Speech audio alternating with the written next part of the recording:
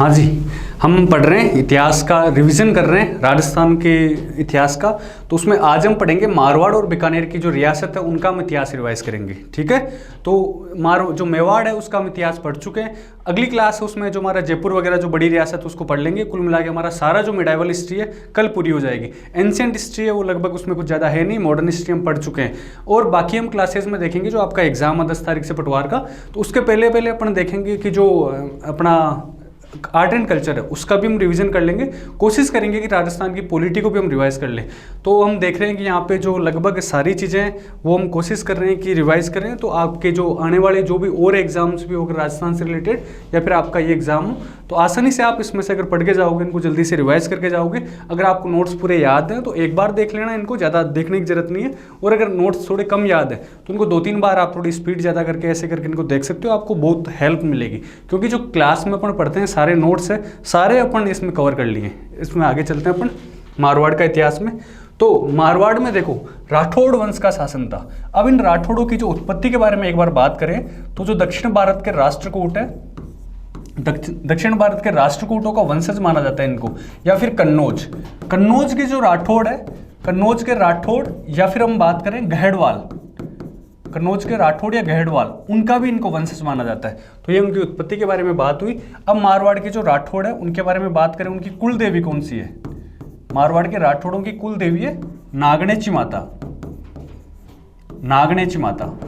और इष्ट देवी या आराध्य देवी, इष्ट देवी या आराध्य देवी है चामुंडा माता, चामुंडा माता।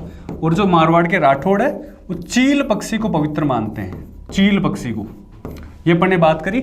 मारवाड़ के राठौड़ों के अगर आदि पुरुष की बात करें, संस्थापक कौन है राठौड़ वंश की स्थापना जो करी थी, राव सिंह ने स्थापना करी थी। ठीक है, 1240 के आसपास देखते हैं। खेड़ा पालोत्रा नामक स्थान पर आता है, बदायूं से आता है और पालीवाल ब्राह्मणों की सहायता के लिए आता है। और वहां पे राव सिंह किसकी स्थापना करता है, मारवाड़ के जो राठौड़ वंश की स्थापना करता है।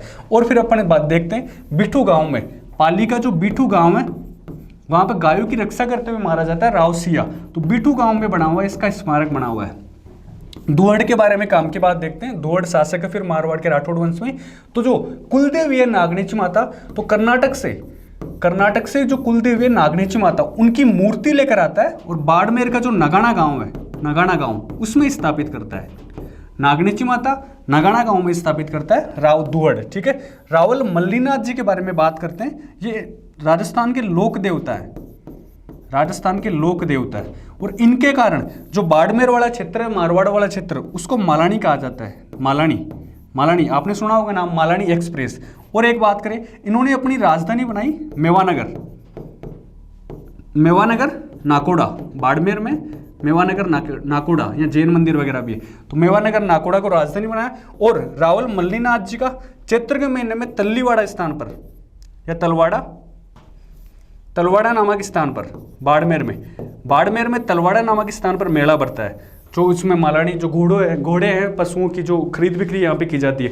ये काम की बात ध्यान रखना। देखो अपन ने क्या क्या पढ़ लिया। मारवाड़ के राठौड़ राष्ट्रकूटों का वंशज माना जाता है दक्षिण भारत के, या फिर कन्नौज के राठौड़ या गहड़वालों का वंशज भी इनको माना जाता है। इनमें से कुछ भी हो सकता है। कुलदेवी है इनकी नागणेची माता, इष्ट देवी है चामुंडा माता। चील पक्षी को पवित्र मानते थे मारवाड़ के राठौड़। और फिर राव सिंह को देखते हैं, ये इसका आदि पुरुष माना जाता है। और फिर हम देखते हैं बिठू नामक स्थान पर इनकी मृत्यु हो जाती है, वहां स्मारक बना हुआ है। राव दुहड़ कर्नाटक से नागणेची माता की मूर्ति लेकर आता है, नगाना गांव में स्थापित करता है। रावल मल्लीनाथ जी ये राजस्थान के लोक देवता है, वहां भी इनको पढ़ेंगे अपन थोड़ा बहुत। मालानी क्षेत्र कहा जाता है इनके नाम से। ठीक है, मेवानगर नाकोड़ा में इन्होंने राजधानी स्थापित करी। और फिर तलवाड़ा नामक स्थान पर चैत्र के महीने में रावल मल्लीनाथ जी का मेला बढ़ता है। आगे चलते हैं अपन। जोधपुर की स्थापना किसने करी। जोधपुर की स्थापना हमने बात करी थी लास्ट क्लास में। 1459 में जोधपुर की स्थापना की जाती है। किसके द्वारा, राव जोधा के द्वारा जोधपुर की स्थापना की जाती है। जोधपुर को कुछ कहा जाता है, एक जोधपुर को कहा जाता है नीली नगरी। जोधपुर में जो वहाँ पे आप घरों में देखोगे आसपास, वहाँ जो जोधपुर के मेहरानगढ़ के आसपास नीला कलर ब्लू कलर किया गया है, तो नीली नगरी। और सूर्य की किरणें सबसे ज़्यादा ये जोधपुर में पड़ती है, तो सूर्य नगरी भी इसको कहा जाता है। जोधपुर में आपको पता होगा कि विश्व का सबसे बड़ा सोलर पार्क, विश्व का सबसे बड़ा सोलर पार्क बड़ला, बढ़ला में स्थापित है, बढ़ला जोधपुर में। तो ये एक चीज ध्यान रखना। जोधपुर की स्थापना की बात कर रहे हैं, 1459 में जोधपुर की स्थापना करी राव जोधा ने, 1559 में इसकी उदयपुर की स्थापना करी उदय सिंह ने। नीली नगरी, सूर्य नगरी इसको कहा जाता है। चुंडा के बारे में बात करें तो चुंडा के बारे में देखो, अभी हमने देखा मारवाड़ के राठौड़ों का आदि पुरुष या संस्थापक कौन है, राव सिंहा, लेकिन वास्तविक संस्थापक कौन है, चुंडा। चुंडा को वास्तविक संस्थापक माना जाता है, वास्तविक संस्थापक। चुंडा के बारे में इंदा प्रतिहारों ने इसको मंडोर दहेज में दिया था। इंदा प्रतिहारों ने मंडोर इसको किसमें दिया था, दहेज में। और मंडोर को इसने क्या बनाया था, चुंडा ने अपनी राजधानी बनाया था। हमने जो मेवाड़ का इतिहास पढ़ा था, देखा चुंडा की बेटी थी हंसाबाई। हंसाबाई की शादी किससे करी थी, राणा लाखा के साथ।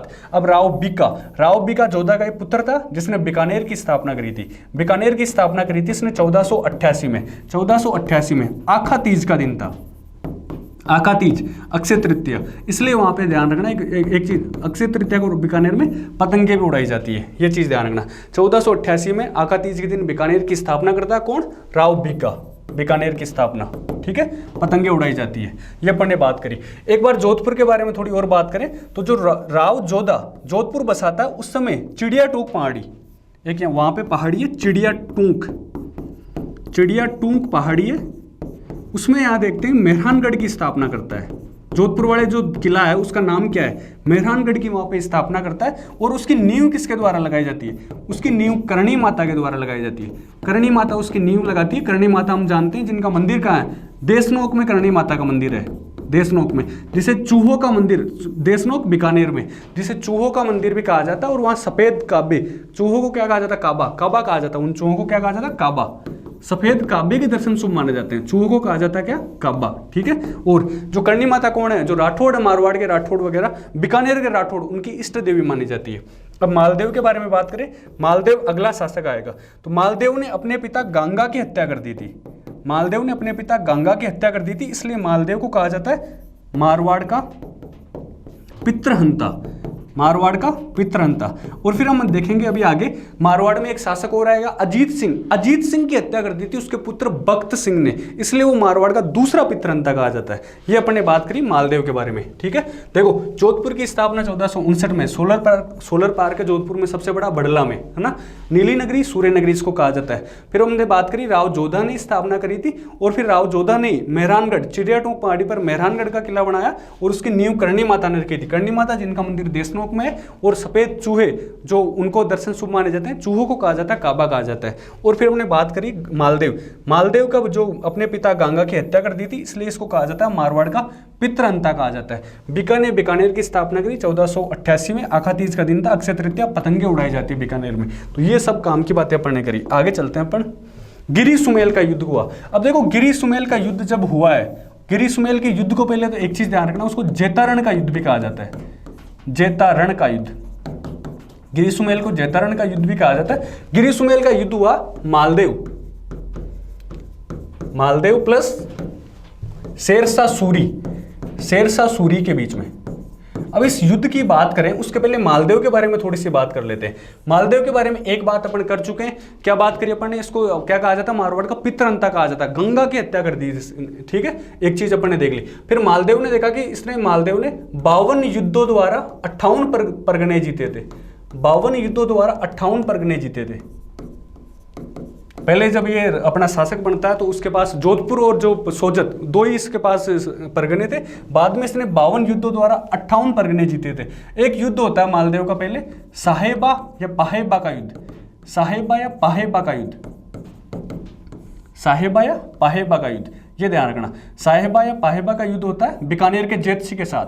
तो बीकानेर का जो जेतसी है वो मारा जाता है। फिर उस जेतसी का बेटा होता है कल्याणमल और मेड़ता का होता है वीरमदेव। दोनों के दोनों शेरशाह सूरी के पास चले जाते हैं, शेरशाह सूरी के पास चले जाते हैं। और फिर अपना एक चीज और देखते हैं इस युद्ध से पहले, जो शेरशाह सूरी से हारने के बाद हुमायूं से यहाँ से निकलता है अपने मारवाड़ की तरफ से।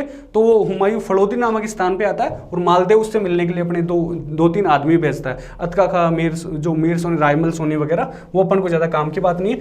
हम देख रहे हैं गिरी सुमेल का युद्ध कब हुआ। अब देखो गिरी सुमेल का युद्ध हुआ 5 जनवरी 1944 को। इसमें ध्यान रखना है 5 जनवरी भी एग्जाम में पूछा हुआ है, इसलिए लिखा है 5 जनवरी 1944 को कौन सा युद्ध होता है? गिरी सुमेल का। मालदेव और अपने जो बादशाह जो कौन बना, शेरशाह सूरी, उन दोनों के बीच में, इसको कहा जाता है जैतारण का युद्ध।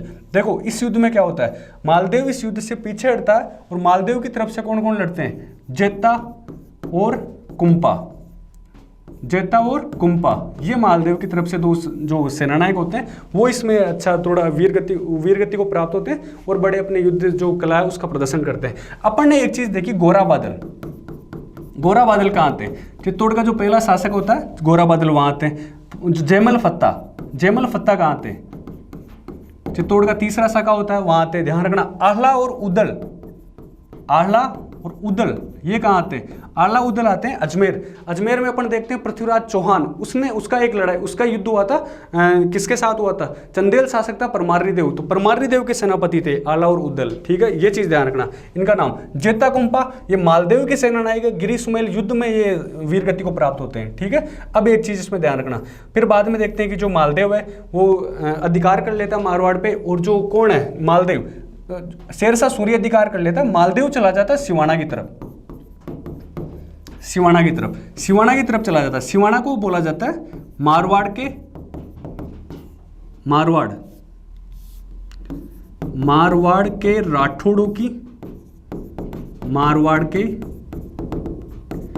राठौड़ों की शरण स्थली, मारवाड़ के राठौड़ों की शरण स्थली कहा जाता है, इसको ध्यान रखना। और इसको संकटकालीन राजधानी भी कहा जाता है, संकटकालीन राजधानी।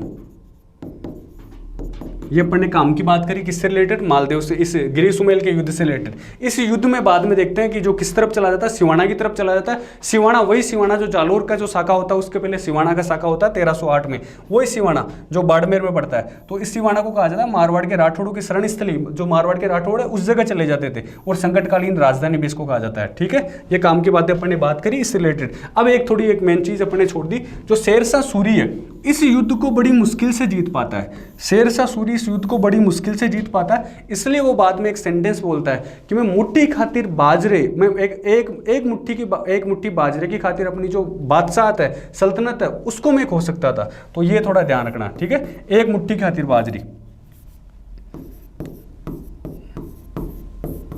मुट्ठी खातिर बाजरी, मतलब एक मुट्ठी बाजरे के खातिर मैं अपने जो हिंदुस्तान की सल्तनत है उसको भी जो खो देता। इस जो युद्ध को बड़ी मुश्किल से जीत पाता है कौन? शेरशाह सूरी। गिरी सुमेल का युद्ध, जैतारण का युद्ध, तो उसका ये सेंटेंस ध्यान रखना, ये पूछा जाता है। ठीक है ना, ये सेंटेंस ध्यान रखना। आगे चलते हैं अपन। निम्नलिखित में से मालदेव के दरबारी विद्वान कौन थे? मालदेव के दरबारी विद्वान देखें, ईसरदास। ईसरदास मालदेव का दरबारी विद्वान था। आसानंद ये भी थे। ईसरदास की कुछ किताबें हैं वो देखते हैं अपन। हाला झालारी कुंडलियां, हाला झालारी कुंडलियां, हाला झालारी कुंडलियां, देवीयान, देवीयान और हरि रस, देवीयान और हरि रस, ये किताबें किसकी? ईसरदास जी की। आसानंद जी की किताबें देखें, उमादे भटियाणी रा कवित, उमादे भटियाणी रा कवित, उमादे भटियाणी रा कवित, बागा भारमली, बागा भारमली रा दुहा, बागा भारमली रा दुहा। देखो आसानंद जी की किताबें, और ये दोनों के दोनों इसके दरबारी हैं, मालदेव के दरबारी है। हल्ला झालारी कुंडलियां, देवीयान हरि रस, उमादे भटियाणी रा कवित, बागा भारमली रा कवित। उमादे भटियाणी, उमादे का नाम आया है, तो हम देखते हैं उमादी कौन है। उमादे कौन है? मालदेव की रानी है, मालदेव की रानी है।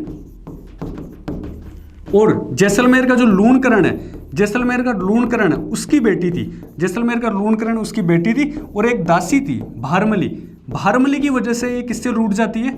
मालदेव से रूठ जाती है, इसलिए उमादे को कहा जाता है रूठी रानी, रूठी रानी कहा जाता है, रूठी रानी कहा जाता है उमादे को। इनका महल, उमादे रूठी रानी के महल कहाँ बने हुए?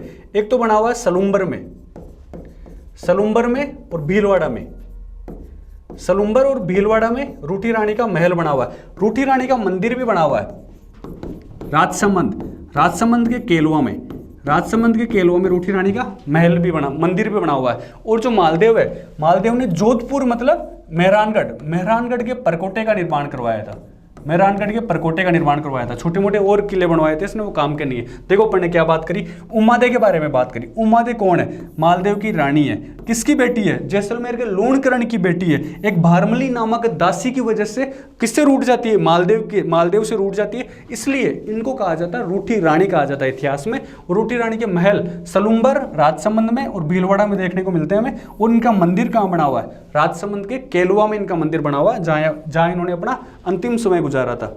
आगे चलते हैं अपन। अकबर द्वारा आयोजित, अकबर ने नागौर दरबार का आयोजन किया था 1570 ईस्वी में।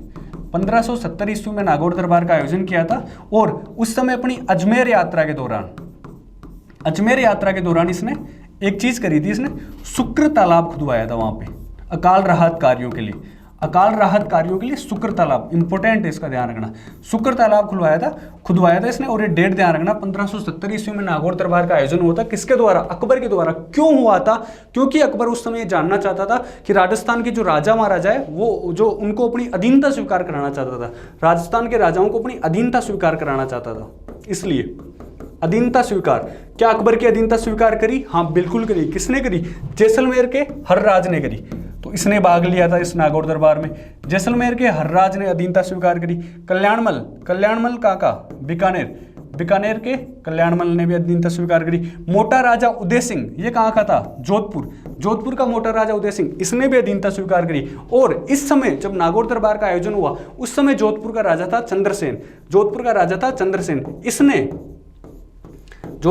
चंद्रसेन, इसने यहाँ पे क्या नहीं करी? इसकी अधीनता स्वीकार नहीं करी।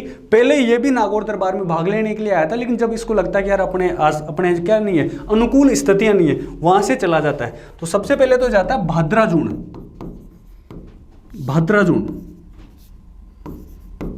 सुभद्रा प्लस अर्जुन,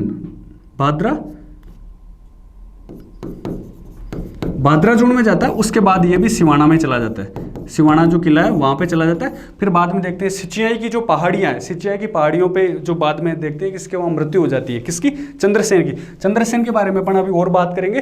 फिर वहां पे देखते हैं चंद्रसेन जैसे जाता है 1572 में, 1572, 73, 74, 3 साल के लिए जोधपुर का प्रशासक बना देता है। किसको? जोधपुर का प्रशासक बना देता अकबर किसको प्रशासक बनाता है? बीकानेर के राय सिंह को। तो बीकानेर के राय सिंह को 3 साल के लिए प्रशासक बना देता है जोधपुर का।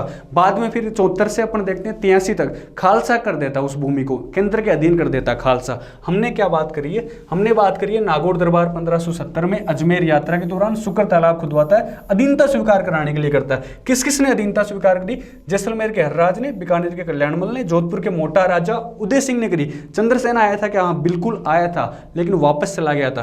पहले भाद्राजून जाता है, फिर सिवाना जाता है। सिवाना कौन सा सिवाना? वही सिवाना जो क्या है, मारवाड़ के राठौड़ों की शरण स्थली, संकटकालीन राजधानी है। ठीक है।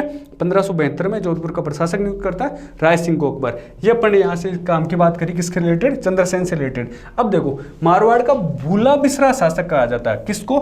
चंद्रसेन को कहा जाता है। ध्यान रखना, क्यों? इतिहास में समुचित स्थान नहीं मिलने के कारण चंद्रसेन को कहा जाता है मारवाड़ का भूला बिसरा शासक। इसकी कुछ उपाधियां, क्या उपाधियां हैं? मारवाड़ का प्रताप कहा जाता है इसको। क्यों कहा जाता है? जिस प्रकार से महाराणा प्रताप ने अकबर के खिलाफ युद्ध लड़ा, उसी प्रकार से मारवाड़ का प्रताप किसको कहा जाता है? चंद्रसेन को भी कहा जाता है। ठीक है। महाराणा प्रताप है, उसके भी विरुद्ध उसका भाई रहता है जगमाल, इसके भी विरुद्ध मोटा राजा उदय सिंह, इसका भाई, इसके खिलाफ ही रहता है। और भी कई परिस्थितियां थी जो उन दोनों की लगभग समानांतरी थी। इस वजह से मारवाड़ का प्रताप कहा जाता है चंद्रसेन को। प्रताप का अग्रगामी महाराणा प्रताप तो 1572 में उनका राज्याभिषेक होता है, लेकिन इनका जो राज्याभिषेक क्या इनका बहुत पहले हो चुका था। तो महाराणा प्रताप जब गद्दी पर बैठते हैं तब तक तो महाराणा प्रताप जो अकबर है उसके खिलाफ उसकी अधीनता स्वीकार नहीं करी थी इन्होंने, जब तक जीते तब तक। तो इनको प्रताप का अग्रगामी कहा जाता है। ये इनके बारे में ध्यान रखना। मारवाड़ का भूला बिसरा शासक चंद्रसेन है, मारवाड़ का प्रताप चंद्रसेन है, मारवाड़ का ये प्रताप का अग्रगामी कौन है? वो भी चंद्रसेन है। ये काम की बातें ध्यान रखना इनसे रिलेटेड। अब देखते हैं अपन, अब ये देखो इंपॉर्टेंट है, जोधपुर का पहला राजा कौन है जिसने मुगलों की अधीनता स्वीकार की और उनसे वैवाहिक संबंध भी स्थापित किए? क्या वो मोटा राजा उदय सिंह है? बिल्कुल सही बात है, वो मोटा राजा उदय सिंह ही है। ठीक है। क्या? क्यों? इसने अपनी बेटी, कौन थी उसकी बेटी? मानबाई, उसकी शादी किसके साथ तय करी? जहांगीर के साथ तय करी। और फिर उनका बेटा कौन होता है? इनका बेटा होता है खुर्रम शाहजहां। इसको मानबाई को जहांगीर ने जगत गोसाई की उपाधि दी थी, जगत गोसाई। हमने क्या बात करी, मोटा राजा उदय सिंह वह जोधपुर का पहला राजा जिसने अपनी बेटी की शादी किसके साथ करी, मुगलों के साथ वैवाहिक संबंध भी स्थापित किए और मुगलों की अधीनता स्वीकार करी, अकबर की अधीनता स्वीकार करी, जिसने मानबाई की शादी जहांगीर के साथ कर दी। फिर इनका बेटा कौन बना, खुर्रम जो शाहजहां, जो फिर बाद में देखते हैं हिंदुस्तान का अगला बादशाह बनता है। जगत गोसाई उपाधि जहांगीर ने किसको दी, मानबाई को दी। भारमल ने भी मुगलों की अधीनता स्वीकार करी और वैवाहिक संबंध स्थापित किए, लेकिन राजस्थान में सबसे पहले, जोधपुर में सबसे पहले बात करें तो मोटा राजा उदय सिंह। अगर पूरे राजस्थान में सबसे पहले देखें तो राजस्थान में सबसे पहले कौन, भारमल। क्यों, भारमल ने अपनी बेटी हरकाबाई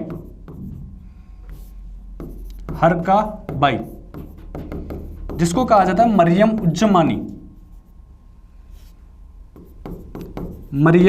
उज्जमानी, उसकी शादी करी थी किसके साथ, अकबर के साथ। कब, 1562 में। कहां शादी करी थी, सांबर में। ये सारे क्वेश्चन पूछे हुए एग्जाम में। सांबर में शादी की 1562 में। सबसे पहले राजस्थान में अधीनता स्वीकार की किसने, भारमल ने की थी, ध्यान रखना है, ठीक है। हरकाबाई या मरियम उज्जमानी, इसकी शादी किसके साथ कर दी, अकबर के साथ कर दी। अब यहाँ पे एक चीज ध्यान रखना आप कि जो मानबाई है, उसकी मानबाई को एक नाम और कहा जाता है, इनका नाम है जोधाबाई। अपन इतिहास में वो गलत देखते हैं जो अपन को फिल्म में दिखाया गया जोधा अकबर में, कि जो अकबर की जो देखते हैं अपन कौन है, रानी, उनका नाम हरकाबाई है, मरियम उज्जमानी, वो जयपुर की थी, ठीक है, जयपुर रियासत की जो भारमल थे। और जो जहांगीर की जो रानी थी, है ना, बेगम, उनका नाम था मानबाई या जोधाबाई, ये ध्यान रखना। जोधपुर की थी इसलिए इनका नाम था जोधाबाई, ठीक है। आगे बात करें अपन कल्ला रायमलोद। कल्ला रायमलोद के बारे में एक दो बातें देखते हैं। ये कौन था कल्ला रायमलोद? कल्ला रायमलोद सिवाना का सामंत था। सिवाना का सामंत था, ठीक है, सिवाना का सामंत। और इनके समय अकबर के साथ युद्ध होता है तो सिवाना का होता है कौन सा, दूसरा साका। सिवाना का दूसरा साका होता है इनके समय 1590 में। जब इनको लगता है कि साका होने वाला है, अकबर सेना लेकर आ रहा है, तो यहाँ पे जो बीकानेर के पृथ्वीराज राठौड़ है उनसे इन्होंने मृत्यु से पहले मरसिये लिखवा लिए थे अपने। मरसिये मतलब होता है कोई जब एक जो योद्धा होता है युद्ध में वीरगति को प्राप्त होता है, जब उसके बाद में उसकी प्रशंसा में, युद्ध में जैसे उसने लड़ाई करी उसकी प्रशंसा में जो दोहे गाए जाते हैं वो मरसिये, तो इसने अपनी मृत्यु से पहले लिखवा लिए थे कि पृथ्वीराज राठौड़ को बुलाया कि आओ रे भाई साहब क्या लिखो, मेरे मरसिये लिखो। कल्ला रायमलोद सिवाना का सामंत था, इसके समय दूसरा साका होता, अकबर अटैक करता है, 1590 की बात है। इसने अपने समय मरसिये लिखवा लिए थे मृत्यु से पहले। किससे? बीकानेर के पृथ्वीराज राठौड़ से। अपन बात करेंगे उसके बारे में, पृथ्वीराज राठौड़ के बारे में भी, ठीक है, ये अपन ने बात करी इसके बारे में। आगे चले अपन, मतीरे की राड किस किस के बीच में होती है? मतीरे की राड कब होती है पहले तो ये बताओ। 1544 में क्या होता है? गिरी सुमेल का युद्ध, जैतारण का युद्ध। 1644 जस्ट उसके 100 साल बाद में 1644 में क्या होती है? मतीरे की राड किस किस के बीच में होती है? अमर सिंह राठौड़ कहां का राजा है? नागौर का राजा है। और कर्ण सिंह कहां का है? बीकानेर का राजा है। अमर सिंह राठौड़ कहां का? नागौर का राजा है। और कर्ण सिंह राठौड़ कहां का है? बीकानेर का राजा, जिसको जांगलधर बादशाह की उपाधि दी गई है। अभी आगे बात करेंगे। जांगलधर बादशाह की उपाधि धारण करी थी किसने?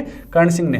तो अमर सिंह राठौड़ और कर्ण सिंह दोनों के बीच में क्या होता है? मतीरे की राड। एक मतीरा था, एक उनके खेत में आ गया था कहीं ना कहीं, तो उससे पूरे दो राज्य ही लड़ में रहते हैं, ठीक है, कि कौन जीता कौन हारा ये कोई काम की बात नहीं अपने लिए। अमर सिंह राठौड़ के बारे में बात करें, इसने शाहजहां के दरबार में उसके सेनापति मीर बख्शी सलावत का उसकी कटार घोंप के उसकी हत्या कर दी थी, इसलिए इनको कहा जाता है कटार का धनी। कटार का धनी कहा जाता है इनको। कटार का धनी कौन है? अमर सिंह राठौड़। और एक चीज इनके बारे में देखते हैं अपन काम की बात, कि इनकी 16 खंभों की छतरी बनी हुई है। 16 खंभों की छतरी कहां पर? नागौर में। नागौर के राजा थे जो गज सिंह एक शासक है अपने मारवाड़ के शासक अगले, जिनको दल थंबन की उपाधि दी गई। दल थंबन की उपाधि। तो इन्होंने अनारा बेगम के कहने पर उनके जो बड़ा बेटा था अमर सिंह राठौड़, इसको तो मारवाड़ का राजा नहीं बनाया, लेकिन इनका छोटा बेटा था जसवंत सिंह जिनके बारे में बात करेंगे, उसको राजा बना दिया था, ठीक है। तो गज सिंह के पुत्र थे अमर सिंह राठौड़, तो उनको कटार का धनी, 16 खंभों की छतरी नागौर में, इनके बीच में, और कर्ण सिंह बीकानेर के, जिनको जांगलधर बादशाह की उपाधि दी गई है, तो उनके बीच में युद्ध होता है मतीरे की राड 1644 में। आगे चलते हैं अपन। औरंगजेब ने किसकी मृत्यु, जब किसकी मृत्यु हुई तब कहा कि आज कुफ्र का दरवाजा, कुफ्र मतलब जो धर्म का विरोध करने वाला है, मुस्लिम धर्म का कौन जो क्या कैसे प्रसार कर रहा था, कौन, औरंगजेब, तो उसका जो प्रसार कर रहा था उसमें रुकावट डाल रहा था, वो आज क्या हो गया, टूट गया, वो मर गया। कौन, आज कुफ्र का दरवाजा टूट गया। किसकी मृत्यु पर, औरंगजेब ने कहा, ये जसवंत सिंह की मृत्यु पर कहा कि आज कुफ्र का दरवाजा टूट गया है। थोड़ी जसवंत सिंह के बारे में एक दो बातें करें तो सबसे पहले अपन देखते हैं धर्मत का युद्ध। धर्मत का युद्ध, पहले तो एक चीज ध्यान रखना है, धर्मत कहाँ है, एग्जाम में एक बार पूछा हुआ, मध्य प्रदेश में। धर्मत कहाँ है, मध्य प्रदेश में। धर्मत का युद्ध किस किस के बीच में हुआ था, ये हुआ था दारा शिको वर्सेस औरंगजेब के बीच में युद्ध हुआ था, औरंगजेब के बीच में। तो इस युद्ध में जो जसवंत सिंह है किसकी तरफ से लड़ रहा था, दारा शिकोह की तरफ से लड़ रहा था, ठीक है। लेकिन जो एक सेनापति था उससे अनबन होती है बिनका सिंह से, वहां से युद्ध छोड़ के आ जाता है। फिर बाद में जसवंत सिंह की जो रानी है जसवंत दे हाड़ी, जैसे ही वहां पे युद्ध छोड़कर आ जाता है बीच में, किले के दरवाजे नहीं खोलती है, ध्यान रखना, जसवंत सिंह युद्ध छोड़कर बीच में आ जाता है, जसवंत दे हाड़ी किले के दरवाजे नहीं खोलती है, ये इनके बारे में ध्यान रखना। बाद में फिर जसवंत सिंह की औरंगजेब से बढ़ने लग जाती है, औरंगजेब के साथ में आ जाता है। बाद में औरंगजेब इसको काबुल का गवर्नर बना के भेजता है, काबुल का गवर्नर बना के भेजता है। और बाद में फिर एक स्थान है जमरूद का थाना नामक स्थान पर इसकी, बाद में देखते हैं, जमरूद का थाना नामक स्थान पर इसकी मृत्यु हो जाती है 1678 ईस्वी में, 1678 ईस्वी में वहां पे मृत्यु हो जाती है। और जैसे इसकी मृत्यु होती है जस्ट अगले ही साल, ये औरंगजेब था उसने जजिया कर वापस से लगा दिया और इसकी मृत्यु होती है। औरंगजेब कहता है कि आज कुफ्र का दरवाजा टूट गया। क्यों, क्योंकि जब तक ये जसवंत सिंह था तब तक औरंगजेब की इतनी हिम्मत नहीं थी कि जजिया कर लगा दे या फिर जो ओनली मुस्लिम धर्म के प्रसार के लिए कुछ काम करे। इसलिए जसवंत सिंह की मृत्यु पर कहता है कि आज कुफ्र का दरवाजा टूट गया है। जो मेवाड़ का राज सिंह है उसके बारे में भी देखा था अपन ने, उसका औरंगजेब से संघर्ष चल रहा था। ये चीजें देखिए, जसवंत सिंह, जो मेवाड़ का राज सिंह और जो अजीत सिंह है, इनने अपन देखते हैं कि जो औरंगजेब का बेटा था अकबर सेकंड, उसको भी औरंगजेब के खिलाफ भड़का दिया था या लड़वा दिया था, जो वाली बात है, ठीक है। धर्मत के युद्ध के बारे में ध्यान रखना, मध्य प्रदेश में पड़ता है। आगे अपन चले तो जसवंत सिंह के बारे में देखते हैं कि जसवंत सिंह द्वारा कौन कौन सी पुस्तकें लिखी गई थी। आनंद विलास, बिल्कुल सही बात है, जसवंत सिंह ने लिखी है। भाषाभूषण, प्रबोध चंद्रोदय, ये भी जसवंत सिंह ने लिखी है। और अपरोक्ष सिद्धांत सार, ये चारों की चारों किताबें किसने लिखी है, जसवंत सिंह ने। आनंद विलास, भाषाभूषण, प्रबोध चंद्रोदय, अपरोक्ष सिद्धांत सार। आनंद विलास, भाषाभूषण, प्रबोध चंद्रोदय, अपरोक्ष सिद्धांत सार, ये किताबें किसने लिखी है, जसवंत सिंह ने लिखी है। नैणसिरी ख्यात, जो जसवंत सिंह है उसके दरबार में रहा करता था मुहणोत नैणसी, वह मुहणोत नैणसी जिसको मुंशी देवी प्रसाद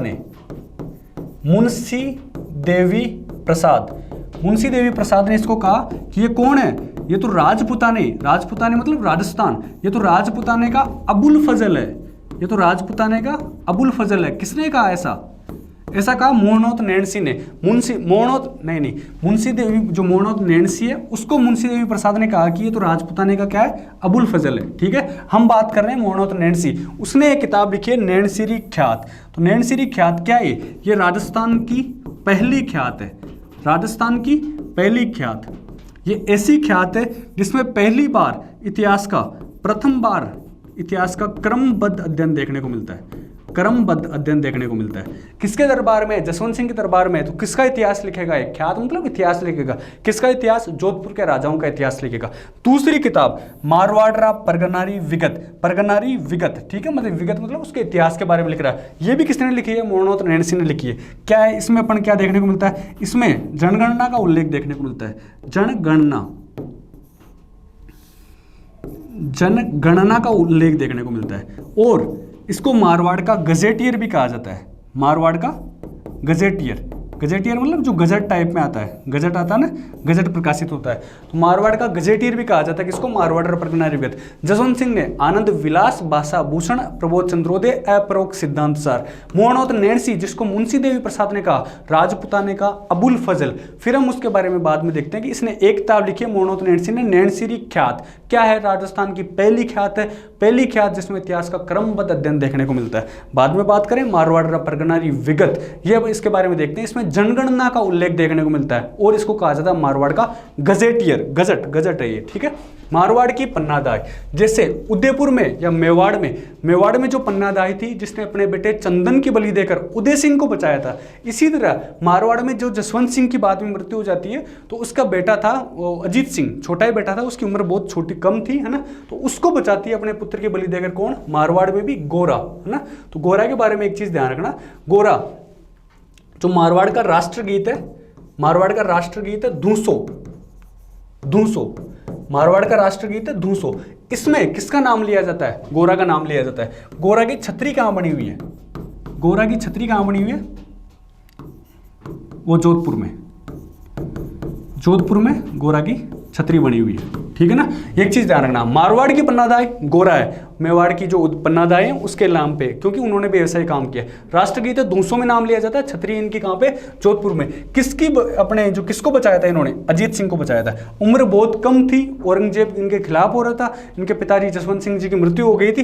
बाद में देखते हैं बचाया किस किसने, दुर्गादास राठौड़ का नाम हम जानते हैं, दुर्गादास राठौड़ ने। बाद में हम देखते हैं सिरोही का एक गांव था कालिंद्री गांव, सिरोही का गांव था कालिंद्री गांव। वहां पे अपन देखते हैं जयदेव पुरोहित के घर में रखते हैं मुकुंददास खींची की देखरेख में। इतना कोई जरूरी नहीं है, आप ध्यान रखो, जयदेव पुरोहित के घर में मुकुंददास खींची की देखरेख में सिरोही के कालिंद्री गांव में रखा जाता है दुर्गादास राठौड़ द्वारा। ये इनके संरक्षक थे, अजीत सिंह के संरक्षक। पन्नादाई से रिलेटेड ये ध्यान रखना, गोरा के बारे में 2-4 बातें। राठौड़ों का 30 वर्षीय युद्ध कौन सा है, किसके विरुद्ध होता है, राठौड़ों का 30 वर्षीय युद्ध होता है औरंगजेब के विरुद्ध। देखो औरंगजेब के विरुद्ध जसवंत सिंह की मृत्यु होती है 1678 में। तो 1678 तक लेकर जब तक ये अजीत सिंह बिल्कुल अपने छोटी कम उम्र का था, और औरंगजेब की मृत्यु होती है 1708 में जब देवारी समझौता होता है, ठीक है। तब तक इन 30 साल तक एक संघर्ष किया गया था। किसके द्वारा संघर्ष किया गया था, दुर्गादास राठौड़ द्वारा, राठौड़ों द्वारा संघर्ष किया गया था। किसके नेतृत्व में, दुर्गादास राठौड़ के नेतृत्व में। और किसको राजा बनाने के लिए, अजीत सिंह को जोधपुर का राजा बनाने के लिए, अजीत सिंह को जोधपुर का राजा बनाने के लिए यह संघर्ष किया गया था मारवाड़ के राठौड़ द्वारा।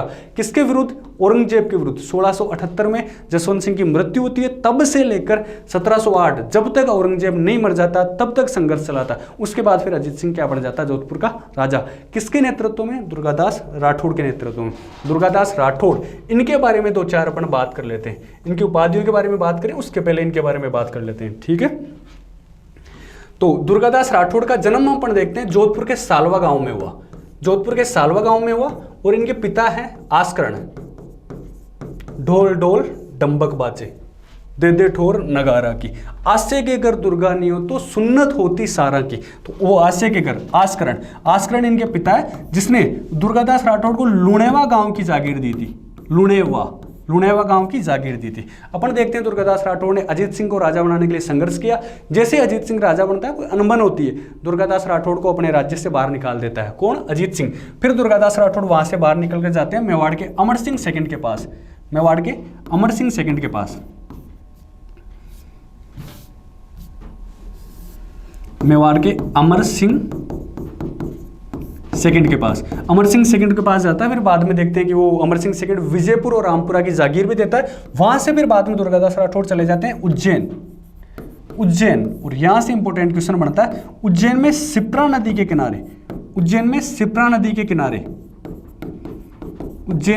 नदी के किनारे, इनकी बनी हुई है छतरी दुर्गादास राठौड़ की। ये ध्यान रखना आप, तो काम की चीज, स्टार लगा लेना इसको, ठीक है ना। काम बात करें, दुर्गादास राठौड़ जन्म हुआ सालवा जोधपुर में, आस्करण पिता का नाम है, जिन्होंने दुर्गादास राठौड़ को लुणेवा गांव की जागीर दी। अमर सिंह सेकंड के पास चले जाते हैं अजीत सिंह के बाहर निकालने के बाद में देखते हैं उज्जैन चले जाते हैं। उज्जैन में शिप्रा नदी के किनारे दुर्गादास राठौड़ की छतरी है, ये इंपॉर्टेंट है। इनकी उपाधियों के बारे में बात करें, इनको कहा जाता है राठौड़ का यूलिसेज, कर्नल जेम्स टोड ने कहा यूलिसेज राठौड़ का, ग्रीस का एक वीर था, वीर योद्धा, राठौड़ का यूलिसेज का। इनको कहा जाता है राजपुताना का गेरिबाल्डी, इटली का एक जो सैनिक है जिसने इटली का एकीकरण किया था। इसी तरीके से इन्होंने देवारी समझौते के माध्यम से एकीकरण किया। मारवाड़ का अणभिंदिया मोती, ऐसा मोती जिसमें कोई छेद नहीं किया जा सकता। मारवाड़ का उद्धारक भी इनको कहा जाता है। सारी की सारी उपाधियां किसकी है, दुर्गादास राठौड़ की उपाधि है, ठीक है ना, ये ध्यान रखना। अब बात करें अपन खेजड़ली घटना कब होती है। खेजड़ली घटना पहले किसके समय होती है। मारवाड़ का इस समय शासक था अभय सिंह शासक था। डेट अपन बात करें तो उस समय था भाद्रपद शुक्ल भाद्रपद शुक्ल दशमी, भाद्रपद शुक्ल दशमी को खेजड़ली वाली घटना होती है। क्या घटना? विक्रमी संवत कितना था? विक्रमी संवत 1787, ध्यान रखना विक्रमी संवत 1787 था और ईस्वी कितना था? 1730 ईस्वी। जो हमारा सन है, जो अंग्रेजी कैलेंडर ग्रेगोरियन कैलेंडर की डेट है, उससे 57 साल आगे चलता है कौन? विक्रमी संवत। अभी 2020 चल रही है, विक्रमी संवत चल रहा है 57 साल आगे 2077। इसलिए पूछे अगर आपको खेजड़ली घटना कब हुई, विक्रमी संवत पूछे तो 1787, सन पूछे या ईस्वी पूछे 1730, ये ध्यान रखना।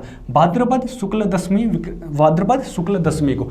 अब देखते हैं खेजड़ली घटना होता क्या है। जो खेजड़ली गांव है जोधपुर का खेजड़ली गांव है, वहां पर अमृता देवी विश्नोई, नाम ध्यान रखना इनका बहुत इंपॉर्टेंट है, अमृता देवी विश्नोई, अमृता देवी विश्नोई, इनके पति रामोजी, इनकी 3 बेटियां सहित 363 लोग पेड़ों को बचाने के लिए शहीद हो जाते हैं। घटना आपने पढ़ी होगी है। अमृता देवी विश्नोई के नेतृत्व में उनके पति, उनकी 3 बेटियों सहित 363 लोग पेड़ों को बचाने के लिए शहीद हो जाते हैं। इस घटना को कहा जाता है खड़ाना साका, खड़ाना साका, इसको कहा जाता है खड़ाना साका कहा जाता है इस घटना को, ध्यान रखना। पेड़ों को काटने का आदेश किसने दिया था? अभय सिंह ने नहीं दिया था, इसका एक अभय सिंह का आदमी था, गिरधर दास कामदार, गिरधर दास कामदार। बाद में घटना थोड़ी फेमस, जो ज़्यादा प्रसिद्ध होती है, उसके बाद में फिर अपन ये देखते हैं कि भाद्रपद शुक्ल दशमी को एक तो मनाया जाता है शहीद दिवस, शहीद दिवस, और एकमात्र विश्व का एकमात्र जो खेजड़ी का मेला, विश्व का एकमात्र वृक्ष मेला लगता है, विश्व का एकमात्र वृक्ष मेला लगता है, विश्व का एकमात्र वृक्ष मेला लगता है। कहाँ लगता है? खेजड़ली गांव में लगता है, जोधपुर में। कब लगता है? भाद्रपद शुक्ल दशमी को, जो तेजा दशमी आती है उस दिन ही, भाद्रपद शुक्ल दशमी को शहीद दिवस मनाया जाता है, वृक्ष मेला लगता है। ये एक बात ध्यान रखना। और फिर अमृता देवी विश्नोई के नाम पर सामाजिक वानिकी के क्षेत्र में पुरस्कार दिया जाता है 1194 से। सामाजिक वानिकी के क्षेत्र में पुरस्कार दिया जाता है, अमृता देवी विश्नोई के नाम पर दिया जाता है। ठीक है, फिर अपन देखते हैं चिपको आंदोलन। इस जैसा का जैसा आंदोलन अभी वर्तमान में भी थोड़ा बहुत फेमस हो रहा है, चिपको आंदोलन। चिपको आंदोलन, तो ये चिपको आंदोलन किसके नेतृत्व में? सुंदरलाल बहुगुणा के नेतृत्व में, सुंदरलाल बहुगुणा के नेतृत्व में।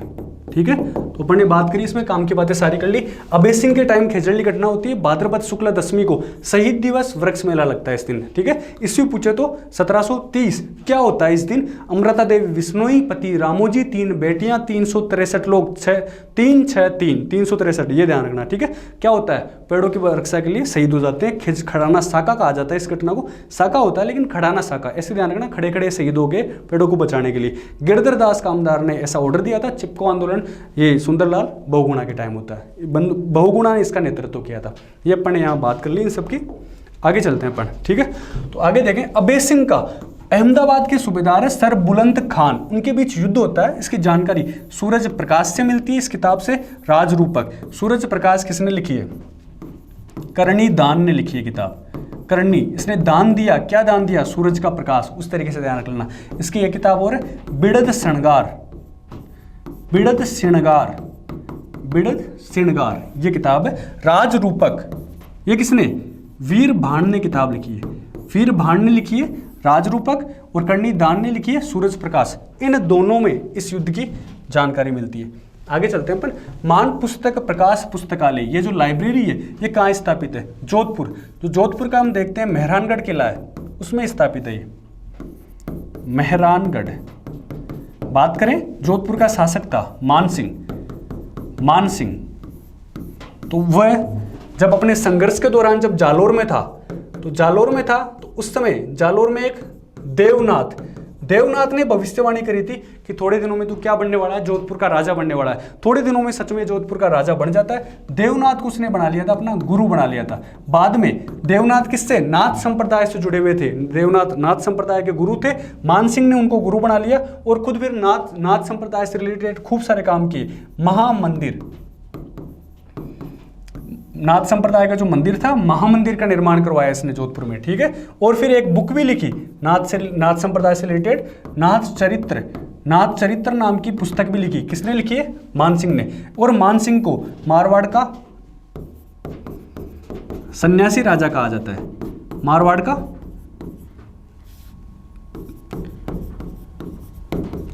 सन्यासी राजा भी कहा जाता है। क्यों कहा जाता है? क्योंकि नाथ संप्रदाय पे ज़्यादा डिवोट हो गया था। और फिर मेहरानगढ़ में नाथ संप्रदाय से रिलेटेड इसने यहाँ पे ध्यान रखना एक मान प्रकाश पुस्तकालय, एक लाइब्रेरी की स्थापना करी है। ठीक है, कुल मिला के अपन ने बात करी, मानसिंह जब जालोर में था, देवनाथ नाम का जो व्यक्ति था उसको गुरु बना, उसने भविष्यवाणी करी थी, बाद में उसको गुरु बना लिया।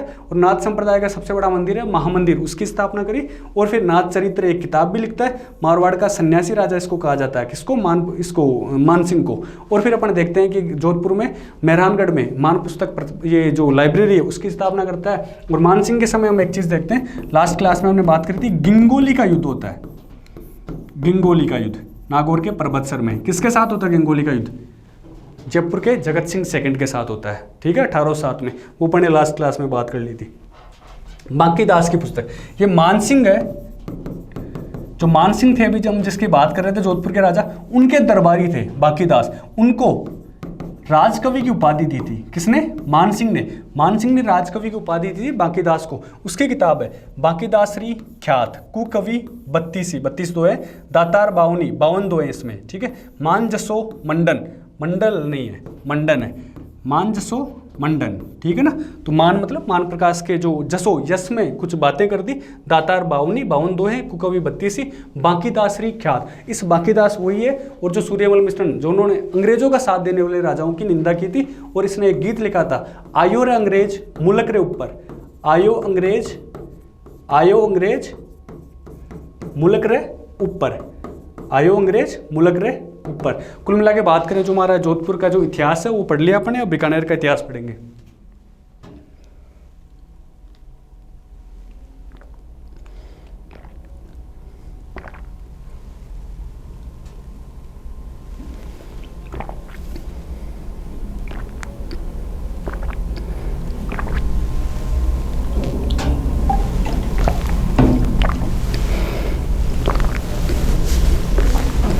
तो जोधपुर का इतिहास हमने पढ़ लिया है, आयो अंग्रेज मुल्क के ऊपर।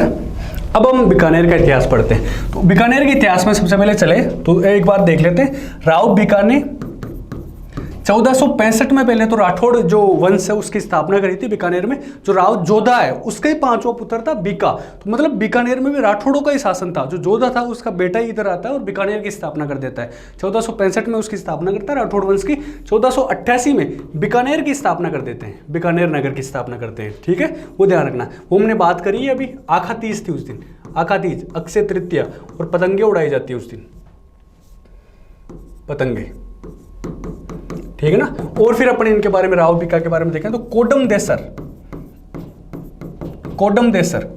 में भेरूजी का मंदिर, कोडम देसर में भेरूजी का मंदिर इन्होंने बनवाया। ये एक ध्यान रखना। कलयुग का कर्ण किसको कहा जाता है? कलयुग का कर्ण किसको कहा जाता है? लूणकर्ण। लूणकर्ण को कहा जाता है कलयुग का कर्ण। ये एक चीज ध्यान रखना। ठीक है ना, कलयुग का कर्ण। और फिर अपन देखते हैं कि इसके ये कौन कहता है ये बात? बीटू सूजा, बीटू सूजा की किताब है राव चेतसिरो छंद।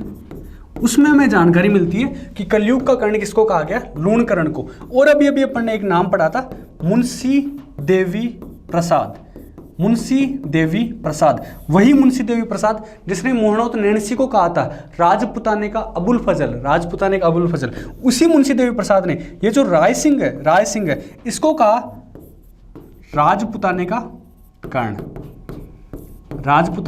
कर्ण। मुंशी देवी, देखो एक बार, मुंशी देवी प्रसाद ने उसको मोहनोत नैणसी को कहा राजपुताने का अबुल फजल, क्योंकि वो राइटर था, राइटर वाली बात कही। राय सिंह ये दान करता था, ये भी खूब सारा, तो इसको कहा मुंशी देवी प्रसाद ने राजपुताने का कर्ण।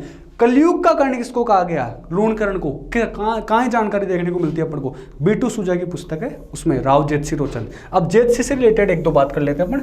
जेतसी के टाइम होता है राती घाटी का युद्ध 1534 में होता है। आपको चलो डेट अगर नहीं याद होती है तो इतना नहीं करना आपको। राती घाटी का युद्ध किसके बीच में? जेतसी के बीच में और एक हुमायूं का भाई था कामरान, अकमल नहीं है कामरान ही है, कामरान के बीच में। तो पहले तो बटनेर हनुमानगढ़ को जीत लेता है, सोचा चलते चलते बीकानेर को भी जीत लेता हूँ, लेकिन उस समय इस बीकानेर की तरफ आता है तो ये हार जाता है। और इस युद्ध राती घाटी का युद्ध, इसकी जानकारी हमें किससे मिलती है? इस बिटू सूजा की पुस्तक है राव जेतसिरो चंद, ये जेतसी वही है, राव जेतसी में ये जेतसी वही है, राव जेतसिरो चंद, इससे जानकारी मिलती है। कलयुग का कर्ण लोणकरण है। मुंशीदेव प्रसाद ने कहा राजपूताना का कर्ण कौन है? बीकानेर का राय सिंह है, ठीक है ना। राव बीका ने 1488 में बीकानेर की स्थापना करी है। और जेतसी राती घाटी का युद्ध होता है 1534 में, किसके साथ? हुमायूं के भाई कामरान के साथ। कामरान इसमें हार जाता है। आगे चलते हैं अपन। जैता नामक जो एक जैन मुनि है, उसके द्वारा कौन सा ग्रंथ लिखा गया था?